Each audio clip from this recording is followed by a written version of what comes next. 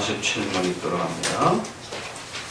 하나님은 우리 모두를 자기의 자녀라고 부르시는데 당신은 왜 그분을 하나님의 독생자라고 부릅니까? 우리가 하나님의 자녀로 불러지는 것은 태어나서가 아닙니다. 다만 양자로 만드시고 또 은혜에 의한 것이어서 하나님이 우리를 자기의 자녀로 여기시는 안에 있어서 그러한 것입니다. 그러나 아버지의 본질로부터 나신 주 예수께서는 하나님과 동일 본질을 소유하고 계십니다. 그리하여 그분이 하나님의 독생자라고 불려지는 것은 그런 것입니다.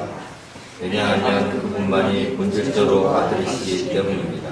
당신의 말은 이 명예는 오직 그리스도에게만 고유한 것이며 또 그분에게만 본성적으로 속해 있는 것이지만 우리가 이 명예를 소유하고 있는 것은 우리가 그분의 지체들이 된 이유로 은혜로서 이것에 참여하게 되었기 때문이라는 것입니까? 그렇습니다. 이 참여와 관련해서 그리스도께서는 성경의 다른 곳에서 많은 형제들 중에 처음 난 자라고 우리고 있습니다.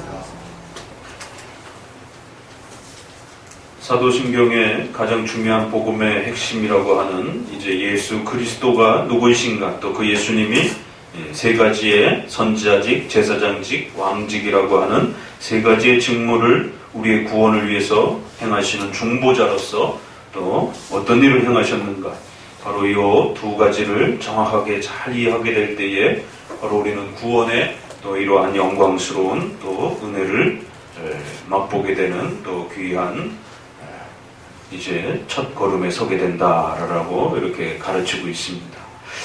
좀 더 이제 삼직을 소개하고 난 이후에 그리스도에 대한 부분을 추가하고 있는 내용들이 있습니다.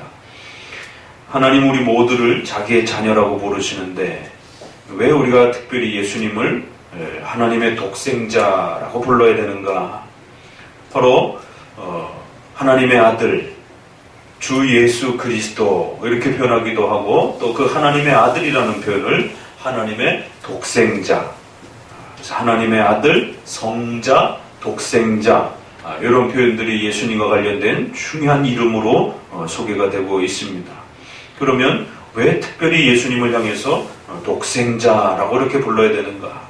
우리 모두는 하나님의 아들이요 자녀라고 하는데 왜 그리스도에게만 하나님의 독생자라고 하는 이러한 독특한 구별된 표현을 합니까? 여기는 아주 중요한 두 가지 비밀이 담겨 있다라고 말합니다. 우리가 하나님의 자녀로 불려지는 것은 본성적으로부터가 아닙니다. 양자, 바로 하나님께서 우리를 자녀로 삼아주시는 그러한 양자의 은혜, 입양의 은혜. 원래는 하나님의 자녀가 아니었지만 원래는 사탄의 자녀요, 사탄의 종로로 타던 하나님과 원수되던 자였지만 양자라고 하는, 입양이라고 하는 이 은혜를 통해서 우리가 하나님의 자녀가 된 것입니다. 그리고 그 양자의 은혜는 예수 그리스도의 십자가의 피 흘리심을 통해서 하나님의 공의가 만족되었고 죄값이 지불되었기 때문에 이제 하나님의 또 그러한 자녀의 은혜와 축복을 얻게 되었다라고 말합니다. 그러나 예수님은 아버지의 본질로부터 나신 주 예수께서는 하나님과 동일 본질을 소유하고 계십니다. 우리가 웨스트민스터 신앙고백에도 그렇지만 또 제네바 교리문답에도 이처럼 사도신조 안에는 이성 일인격이라고 하는 우리 주 예수님은 어떤 분인가, 어떤 존재인가, 그리고 어떤 일을 행하셨는가, 이 둘로 잘 구별해서 예수님을 이해해야 된다라고 말씀을 드렸습니다. 역시 사도신조에서도 이러한 내용이 복합적으로 또 잘 정리되어 있고 담겨 있다라고 말합니다. 바로 하나님의 독생자라고 하는 이 표현에는 예수님이 이성 1인격의 존재이심을 또 우리에게 가르치고 있다라고 말합니다. 예수님은 성자, 바로 성부의 아들이라고 이렇게 표현하면서 그 예수님은 우리가 입양되어지는 것 같은 그런 방식의 아들이 아니라 영원으로부터 본질적으로 동일하신 성부 하나님의 신성과 동일하신 그러한 본질로부터 태어나신 하나님 아버지의 본질로부터 나신 성자 예수님 이렇게 표현한다라고 말합니다. 바로 성부와 성자와 성령 하나님이라고 하는 삼위일체를 고백하는 우리 기독교의 신앙 고백에 있어서 도대체 하나님은 어떻게 존재하시는가 라고 했을 때 하나님은 한 분이시면서 동시에 삼위격을 가지신 삼신격을 가지신 그러한 삼위일체 하나님이다 라고 고백합니다. 그러면 삼위일체에 있어서 삼위 하나님은 어떻게 우리가 구별할 수 있는가 라고 했을 때 성부 하나님은 영원부터 성자를 낳으시는 그러한 아버지로 구별되어 계시고, 성자 예수님은 그 아버지로부터 태어나신 그러한 또 독생자 아들이십니다 라고 이렇게 서로 구별하신다는 겁니다. 성경에 이 정도의 소개밖에 없다라는 겁니다. 그 신비로운 하나님의 존재를 인간이 다 이해할 수도 없고, 또 그것을 가르쳐 준다고 해도 한 분이시며 동시에 삼위격으로 계시는 삼신격으로 계시는 이러한 놀라운 하나님의 존재를 우리가 다 깊이 이해할 수 없다는 것입니다. 그래서 교리문답에서도 성경이 소개하는 정도, 아버지의 본질로부터 나신 예수님. 그래서 아버지가 아들을 만들거나 창조하는 것이 아닙니다. 아버지께서 신성의 그 동일한 본질을 갖고 계신 그 하나님이 그 동일한 본질에서 성자 예수 그리스도를 그렇게 영원히 나게 하셨다라고 말합니다. 만들거나 그렇게 태어나도록 창조한 것이 아니라 영원부터 스스로 그렇게 존재하신다는 것입니다. 그래서 동일한 신성의 본질로부터 그렇게 성자를 낳으셨다. 성부와 성자는 그렇기 때문에 한 분은 창조주요, 한 분은 피조물이 아니라 성부와 성자 모두 동일한 신성의 본질을 가지고 계신, 하나의 신성의 본질을 가지고 계신, 그래서 그걸 동일 본질이다, 동일 본체다, 한 본체다 라고 이렇게 표현하는 것입니다. 본질, 본체라는 말은 조금 어려운 말이지만 하나님의 신적 존재를 표현할 때에 이렇게 개념을 정리해서 하나의 신성, 한 신성의 본체, 한 신성의 본질로 계시는 그러한 한 하나님, 그런 그 한 하나님께서 성부가 성자를 낳으시는 그러한 방식으로 위격이 서로 구별되어 계신, 그래서 신성에 있어서는 동일하지만 한 분은 낳으시는 분이고 한 분은 태어나시는 분으로서 그렇게 위격이 서로 구별되어 계신 또 삼위 하나님이시다 라고 이렇게 표현하는 겁니다. 그래서 아버지의 본질로부터 나신, 웨스트민스터에서는 영원히 나신 이렇게 해서 조금 그 부사를 영원이라고 하는 표현을 좀 더 보강하면서 이 출생은 인간의 출생에 그러한 표현을 빌려왔지만 그럼에도 불구하고 부모가 자식을 낳듯 그러한 인간의 출생의 개념이 아니라 영원으로부터 우리가 알 수 없는, 시간이 없는 영원으로부터 스스로 존재하시는 그러한 하나님이 신적 본질의 한 본질을 갖고 계신 하나님께서 그 본질로부터 성자를 낳으시는 그러한 성부가 계시고 또 성자 하나님이 계십니다.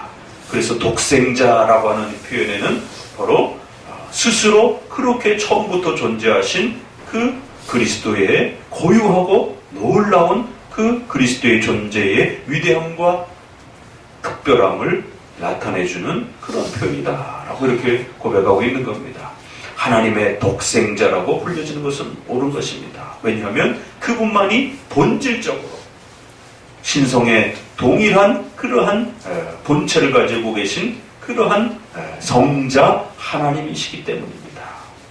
이 얘기는 우리는 절대로 하나님의 자녀라고 불려진다 할지라도 인간은 하나님의 그러한 본질적 자녀가 아니라 인격적 자녀라는 사실을 구별해야 됩니다. 성자는 본질적으로 그렇게 본성적으로 성부와 동일하신 그런 한 하나님, 본질을 갖고 계신 그러한 독생자여, 우리는 십자가에 죽으신 그리스도의 은혜를 통하여 인격적으로 그렇게 하나님과 연합하고 하나님의 나라의 자녀로 초대받은 입양과 양자라라고 하는 은혜의 혜택을 통해서 하나님의 자녀로 세워진 그러한 인격적 연합의 은혜를 누리는 것입니다. 아주 놀라운 삼위일체에 대해서, 또 그 삼위일체와 관련해서 그리스도의 그러한 또 모습에 대해서 이렇게 표현합니다. 당신의 말은 이 명예는 오직 그리스도에게만 고유한 것이며 그분에게만 본성적으로 속해 있는 것이지만, 우리가 이 명예를 소유하는 것은 그의 지체들이 된 이유로, 바로 은혜로 우리는 그렇게 불려지는 것이라고 말하는 겁니까? 본질적으로, 본성적으로 하나님의 자녀여 독생자이신 그리스도와 인격적으로 초대가 되어 은혜로서 하나님의 자녀가 된 하나님의 백성들의 자녀라는 개념은 분명히 구별되어야 된다는 것입니다. 맞습니다.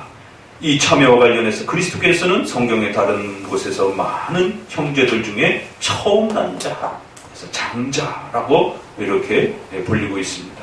첫 아들이라고 이렇게 표현하기도 합니다.